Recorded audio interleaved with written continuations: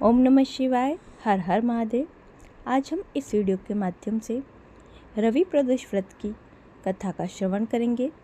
कथा श्रवण करने से पहले आप सबसे छोटा सा अनुरोध है, आपको ये कथा अच्छी लगे तो इसे लाइक ज़रूर करें। जब प्रदोष तिथि किसी वार को पड़ती है तो प्रदोष तिथि को उस नाम से जाना जाता है।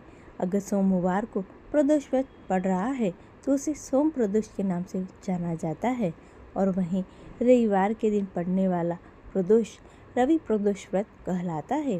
रवि प्रदोष व्रत की कथा सुनने और पढ़ने से जीवन के सारे कष्ट दूर होते हैं और भगवान शिव की असीम कृपा प्राप्त होती है। त्रयोदशी तिथि के दिन जो वार पड़ता है उसी दिन त्रयोदशी प्रदोष व्रत करना चाहिए और उसी दिन की कथा पढ़नी और सुननी चाहिए। रवि, सोम और शनि प्रदोष व्रत की कथा को अवश्य श्रवण करना चाहिए। आप इन कथाओं का श्रवण हमारे चैनल पर कर सकते हैं। रवि प्रदोष व्रत का महात्म्य। एक समय सर्व प्राणियों के हितार्थ परम पावन भागीरथी के तट पर ऋषि समाज द्वारा विशाल गोष्ठी का आयोजन किया गया। विद्वान ऋषियों की एकत्रित सभा में व्यास जी के परम शिष्य पुराण वेत्ता सूत जी महाराज हरि कीर्तन करते हुए पधारे।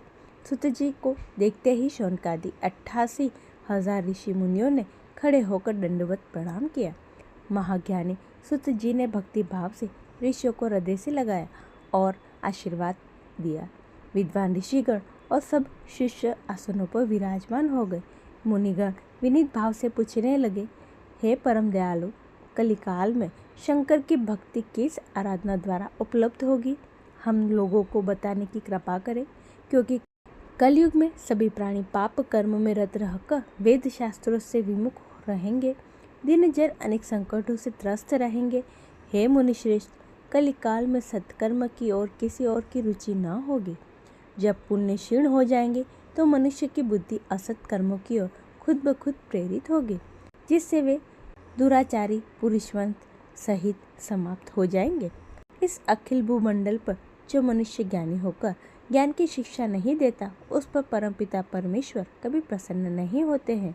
हे महामुनि, ऐसा कौन सा उत्तम व्रत है जिससे मनवांछित फल की प्राप्ति होती है? आप कृपा कर बतलाइए।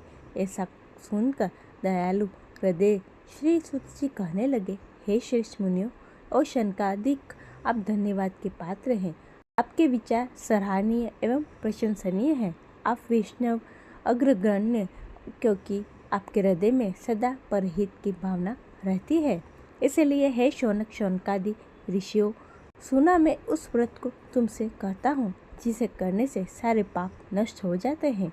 धन वृद्धि कारक, दुख विनाशक, सुख प्राप्त करने वाला, संतान देने वाला, मनोवांछित इच्छा प्राप्त करने वाला यह व्रत तुमको सुनाता हूँ, जो किसी समय भगवान शंकर ने सती जी को सुनाया था, और उनसे प्राप्त यह परम श्रेष्ठ उपदेश मेरे पूज्य गुरु जी ने मुझे सुनाया था, जिसे आपको समय पाकर शुभ बेला में मैं सुनाता हूँ। बोलो उमापति महादेव की जय। सूत जी कहने लगे कि आयु वृद्धि स्वास्थ्य लाभ हेतु त्रयोदशी का व्रत करे। इसकी विधि इस प्रकार है कि प्रातः स्नान कर निराहार रहकर शिव ध्यान में मग्न हो। शिव मंदिर में जाकर शंकर की पूजा करे। पूजा के पश्चात अर्धपुण्य त्रिगुण का तिलक धारण कर बेलपत्र चढ़ावे। धूप दीप अक्षत से पूजा करे। ऋतुफल चढ़ावे। ओम नमः शिवाय मंत्र का रुद्राक्ष की माला से जप करे। ब्राह्मण को भोजन कराकर सामर्थ्यता के अनुसार दक्षिणा दे। जो सत्य भाषण करना परम आवश्यक है। हवन आहुति भी देनी चाहिए। इसके बाद मौन धारण कर व्रती मंत्र ओम ह्रीं क्लीं नमः शिवाय स्वाहा से आहुति दे। इसमें अभिष्ट फल प्राप्त होता है। व्रती पृथ्वी पर शयन करे, एक बार भोजन करे, इससे पूर्ण कार्य सिद्ध होते हैं। श्रावण मास में जो इसका विशेष महत्व है कि सर्वमुख धन आरोग्यता देने वाला यह व्रत सभी मनोरथों को पूर्ण करता है। हे ऋषिवरों, यह प्रदोष व्रत जो मैंने आपको बताया है, किसी समय में शंकर जी ने सती को और वेद व्यास मुनि ने मुझको सुनाया था। शौनकादिक ऋषि बोले, हे पूज्यवर महामते, आपने यह व्रत परम गोपनीय मंगलप्रद कष्ट निवारक बतलाया है। कृपया बताने का कष्ट करें, यह व्रत किसने किया और उसका फल क्या प्राप्त हुआ। रवि प्रदोष व्रत कथा। श्री सुत जी बोले, हे विचारवान ज्ञानियों, आप शिव के परम भक्त हैं। आपकी भक्ति देखकर मैं व्रती पुरुषों की कथा कहता हूँ। एक गांव में अति दीन ब्राह्मण निवास करता था। उसके साध्वी स्त्री प्रदोष व्रत किया करती थी। उसे एक ही पुत्र रत्न था। एक समय की बात है, वह पुत्र गंगा स्नान के लिए गया। दुर्भाग्यवश मार्ग में चोरों ने उसे घेर लिया और कहने लगे, हम तुम्हें मारेंगे नहीं, तुम अपने पिता का गुप्त धन हमें बता दो। बालक दीन भाव से कहने लगा, बंधुओं, हम तो अत्यंत दुखी दीन हैं, हमारे पास धन कहाँ। तब चोरों ने कहा कि तेरी इस पोटली में क्या बंधा है।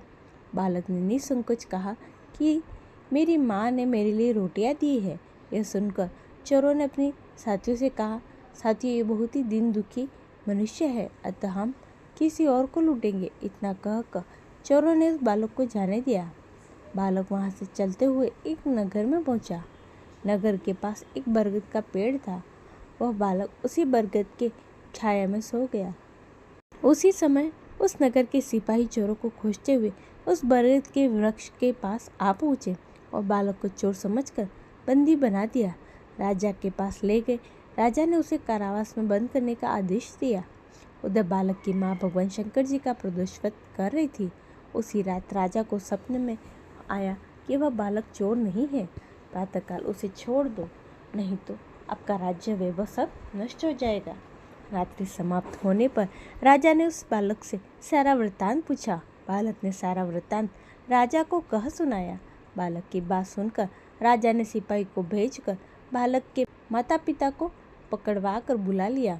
राजा ने जब उन्हें भयभीत देखा तो कहा कि तुम भय मत करो, तुम्हारा बालक निर्दोष है। हम तुम्हारी दरिद्रता देखकर 5-5 गांव तुमको दान में देते हैं। शिव की दया से ब्राह्मण परिवार अब आनंद में रहने लगा। इस प्रकार जो कोई इस व्रत को करता है उसे आनंद प्राप्त होता है।